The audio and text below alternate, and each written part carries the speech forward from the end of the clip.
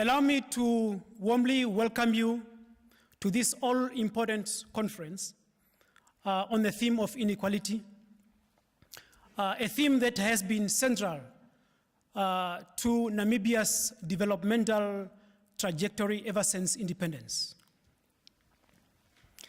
Let me point out that this is the fourth annual conference by the Economic Association of Namibia, and that is, it is organized in collaboration with the Hans Seidel Foundation and the Namibian newspaper.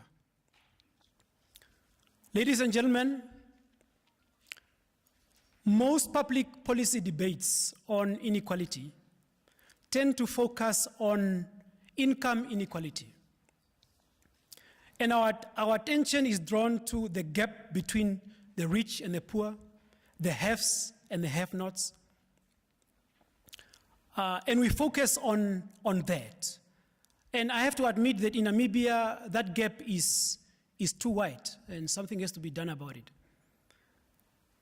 But what is often missed in that discourse is that behind that huge gap in income distribution are actually driving factors, actually driving forces that fuels and cause that inequality.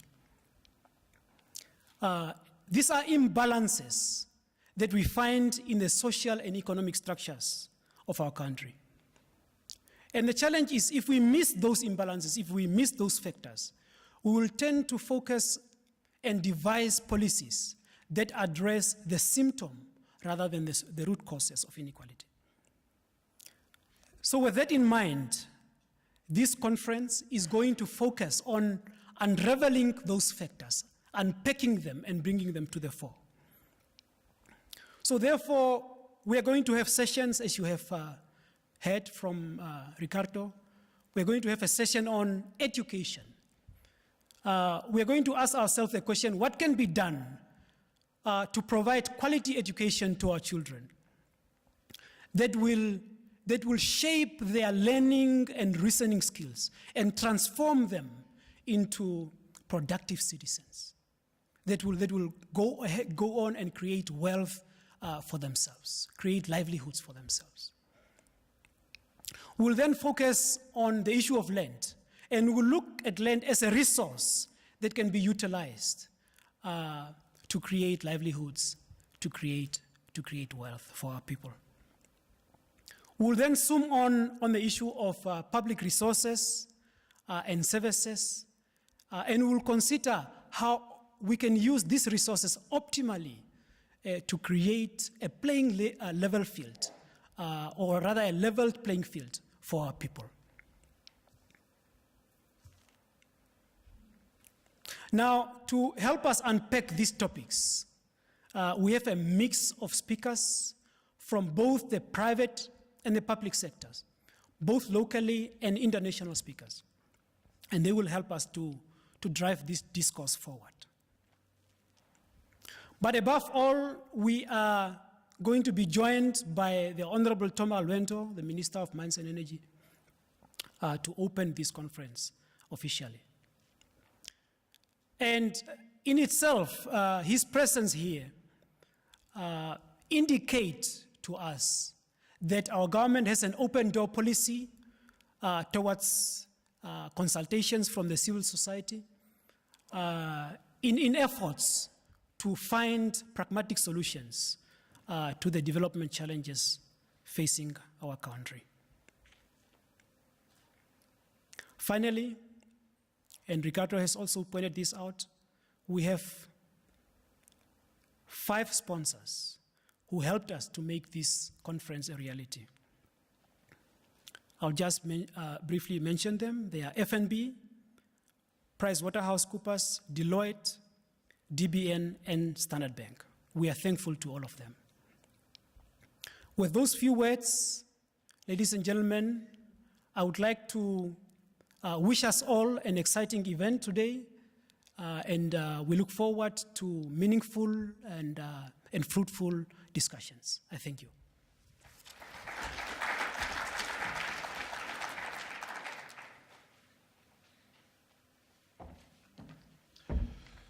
Positive? Ah, you're slacking already. You're slacking. Positive? There we go. That's a good start.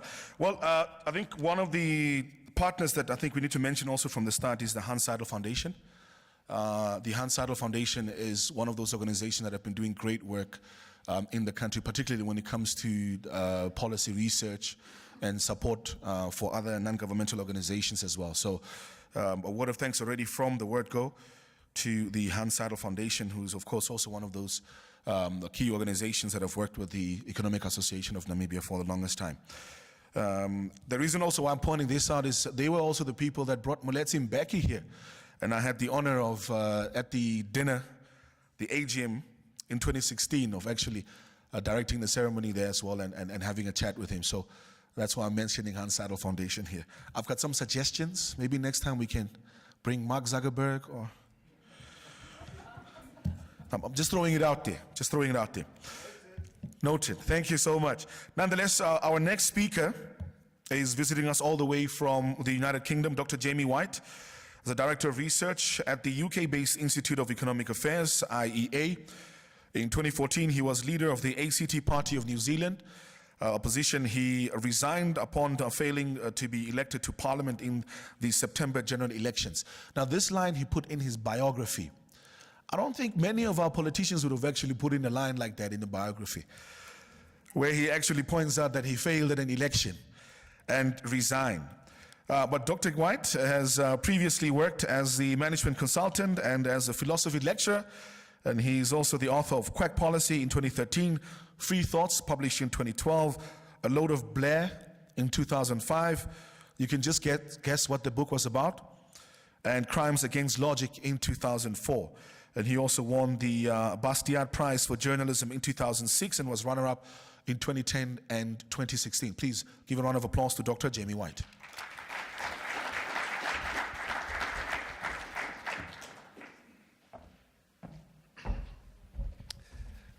Ladies and gentlemen, I'm honored to be here and very pleased to have been invited.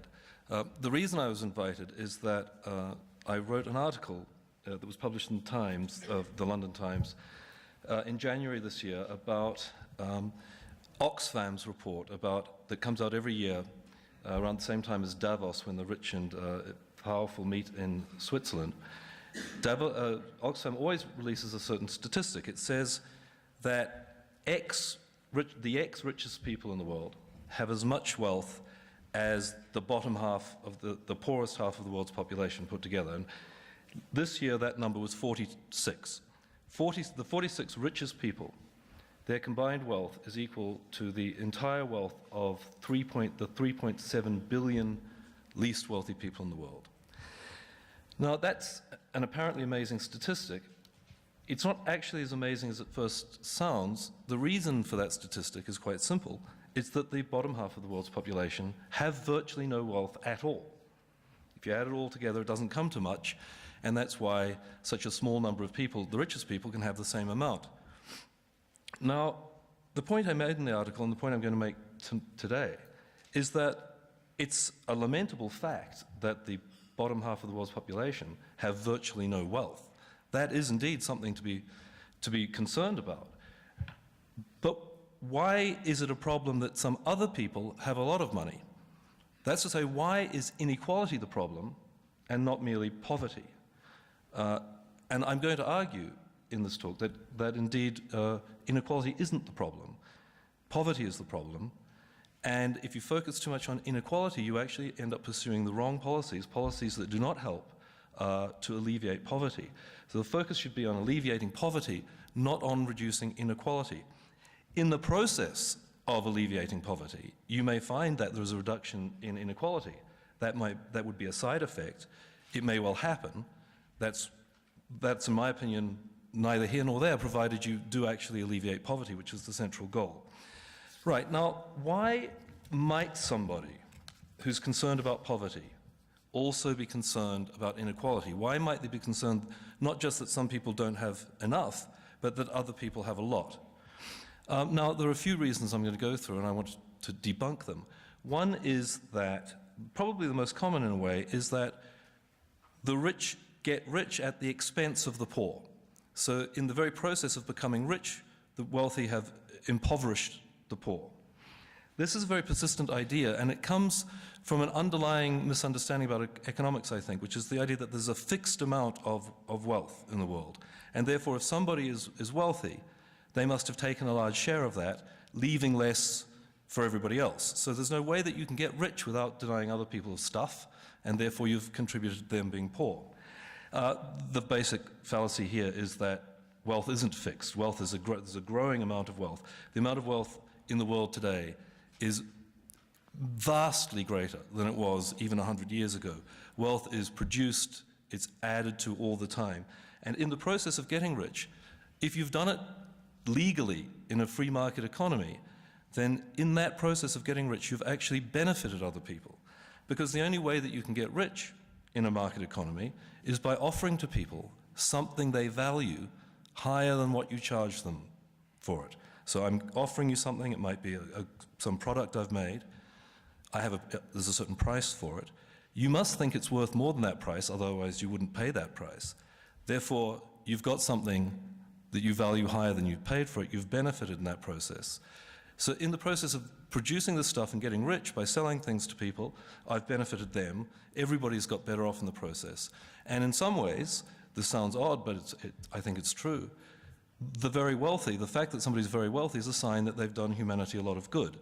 Those internet billionaires in America, they didn't force anybody to buy their products.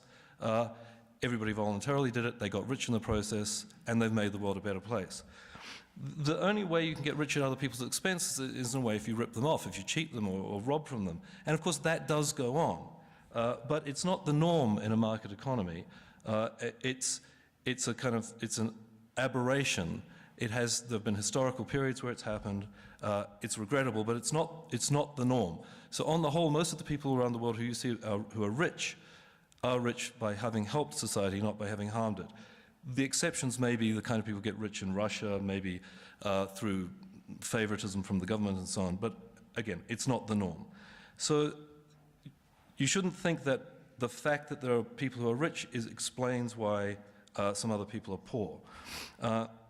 Now, the other main reason for being concerned about inequality as opposed to simply poverty is that it's deemed to be unfair. It's simply unfair that some people have a lot more than other people, and this should be corrected. Again, I think the idea that inequality is unfair comes from a vision of an economy and how wealth is produced, which is incorrect. I think it actually comes from people's childhood mainly. If you think about a family life, and when you're a child, you don't produce anything yourself. Everything you receive is allocated to you by your parents. And if there are a family of, let's say, 4 children, and there's a cake, and you're dividing it up, it would be unfair if the parents gave the children different sized slices of cake. And this is a very basic notion of fairness that we all have. I think we got it from, as I say, our childhood. But that's not a model of what's going on in an economy. In an economy, it's not as if there's just this stuff that somebody